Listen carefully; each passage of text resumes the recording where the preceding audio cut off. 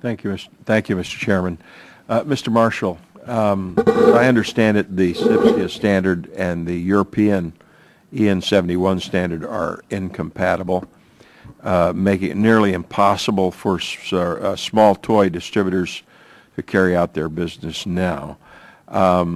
First of all, can you explain a little bit on how they're incompatible? Yeah, and this is a significant factor. My store, as well as dozens of others of our members, made a niche business out of importing small batch goods from Europe.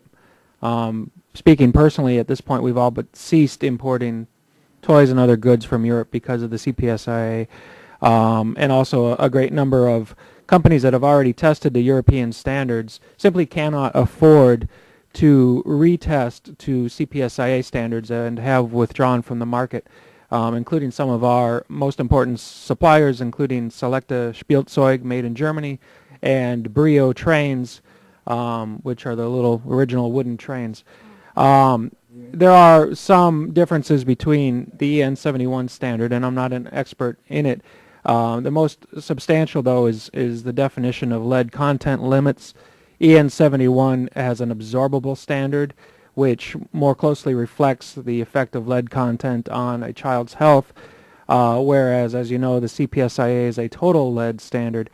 But more to the point, labs that are testing for EN71 aren't necessarily certified by the CPSC to be testing for CPSIA. And small batch manufacturers in Europe have exactly the same problem as small batch manufacturers in America in terms of paying for those tests. And so that is creating the same problem. But I want to remind the committee what the definition under the CPSIA of a manufacturer is. And my store under the CPSIA, as well as many other of our members, is considered a manufacturer when we import a specialty German toy to this country. Unless it goes through an importer that's based in the U.S., we were importing directly, and so we are the manufacturer. We are the ones responsible for that. Let me ask you then, do you think American toy distributors should be able to sell European toys that are compliant with the European standard? Yes, I don't think anyone here is going to argue that a toy that's been tested to EN71 standards is not safe for the American market. Does anyone disagree with that? Ms. Weintraub? This is a complex issue, one of trade issues and harmonization of standards, and I am not an expert on those issues, but there are reasons why the absorbability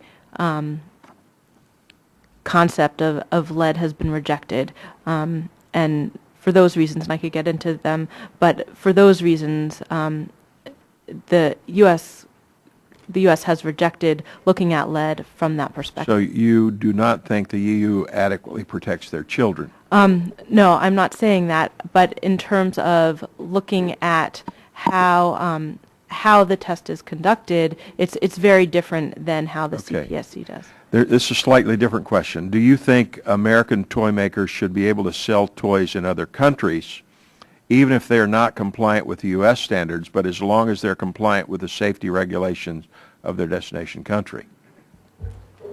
Are you asking me? Mr. Marshall first.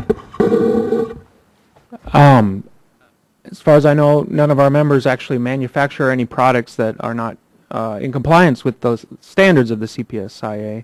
It is merely the testing costs that causes problems. Manufacturers that are selling to, for example, Europe from the U.S., in which we have a couple of members that do that, they do have this dual testing requirement that they... Mr. Wallenberg? We have an office in the UK and have been testing EN71 for at least 20 years. We've never seen any issues of safety relating to our reliance on EN71 testing in any part of our business. It's essential for our business to be able to enter other markets. We sell in 80 other countries.